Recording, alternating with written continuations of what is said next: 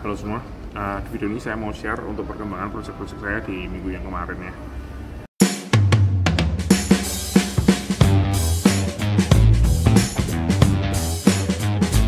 Saya mulai langsung dari proyek yang A.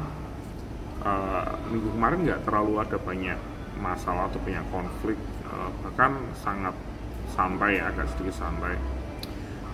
Di proyek itu kemarin tuh yang menarik buat saya itu ada beberapa jam yang dialokasikan untuk memperbaiki dokumentasi.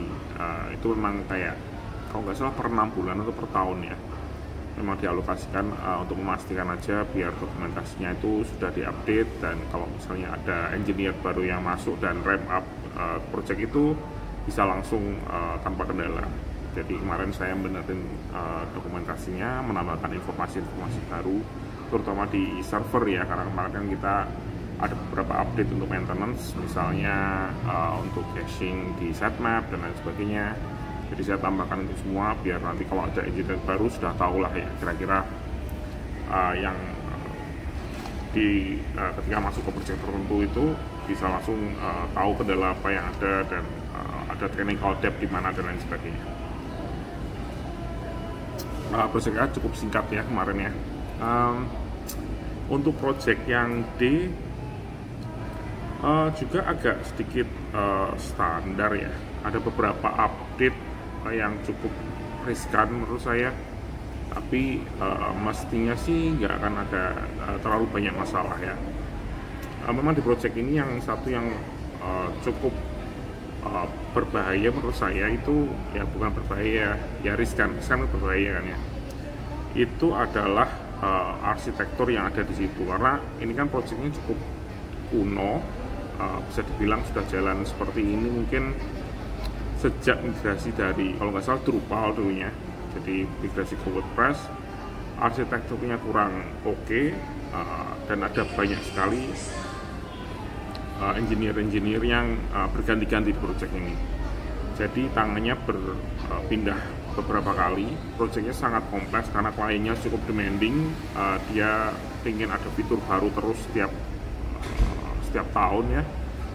Dan yang ngerjain beda-beda, jadi agak sedikit kacau dan ya kurang secara arsitektur, jadi agak sedikit kayak bangunan yang nggak didesain dari awal seperti itu gitu. Jadi kurang stabil bisa dibilang.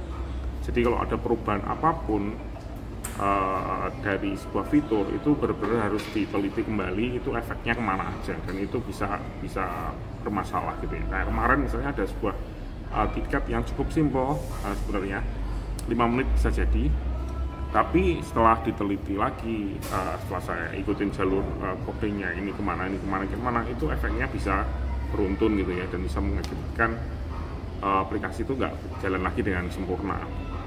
Jadi untuk setiap ya itu, dan itu mengakibatkan jadi budgetnya untuk hal-hal yang simpel seperti itu bisa membengkak. Itu yang masih kita akan bicarakan dengan klien. Sebenarnya sudah dibicarakan dengan klien sejak cukup lama, tapi klien juga masih belum punya prioritas ke sana. Kita terus komunikasikan untuk memperbaiki ini ya, arsitektur awal dari proyek ini sehingga lebih terstruktur dan lebih dinamis dan lebih mudah untuk diupdate nantinya ke depannya. Untuk project landing page di project D itu akhirnya kemarin setelah kita ngobrol internal ya, dari minggu kemarin, akhirnya kita memutuskan untuk pivot aja, karena itu yang memang secara struktur dan secara untuk feature proofing project tersebut itu lebih baik menggunakan metode baru aja.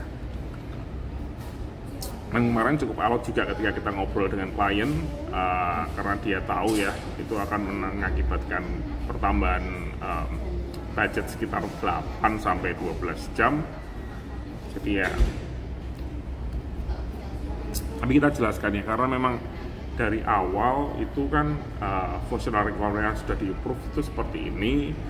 Setelah berjalannya waktu dan kita ketemu dengan orang-orang dari departemen yang akan menggunakan itu, ternyata functional requirement itu tidak mencukupi, jadi kita harus mengubah semuanya. dan akhirnya mereka bisa menerima. Dan setelah saya bilang ke mereka kalau misalnya kita tetap lanjut ke proyek ini, memang secara budget nggak akan nambah 8-12 jam, tapi untuk fase kedua itu akan jauh lebih mahal ketika kita tetap jalan di proyek ini dengan menggunakan struktur yang ada. Jadi memang harus dirubah, sehingga nanti kalau kita mau merubah di fase kedua sudah ada ya to-do list-nya atau keinginan dari mereka untuk bikin A, B, C gitu ya. Kalau bikin A, nanti kalau menggunakan struktur ini akan sekian jam, kalau menggunakan struktur yang baru jauh lebih mudah dan lain sebagainya. Dan akhirnya mereka oke untuk merubah ini. Jadi kemarin saya fokus ke sana, dan sampai dengan minggu depannya, minggu ini juga masih sama ya, masih akan ngurusin itu semua. Sepertinya cukup lancar di minggu kemarin, jadi bisa dibilang 80, hampir 90% mungkin sudah beres ya untuk perubahan ke struktur yang baru, dan sepertinya hampir tanpa hambatan. Dan semoga bisa lancar ya untuk minggu depan. Dan karena perubahan struktur ini kita jadi delay untuk deployment-nya. Dari kemarin itu pertamanya direncanakan untuk minggu depannya, sudah mau deployment hari Rabu kalau nggak salah, dimundurkan 1 minggu untuk memastikan aja semuanya benar. Walaupun kayaknya sih tetap bisa ya untuk di deploy hari Rabu, cuman kayaknya kok kurang bijak ya. Jadi kita nunggu 1 minggu lagi untuk memastikan aja semua fitur dites ulang, biar pasti sudah berjalan dengan baik. Dan itu aja untuk update-nya untuk minggu ini. Kayaknya nggak ada lagi deh ya tambahan-tambahan lainnya. Oke, terima kasih sudah menonton dan sampai jumpa di video selanjutnya.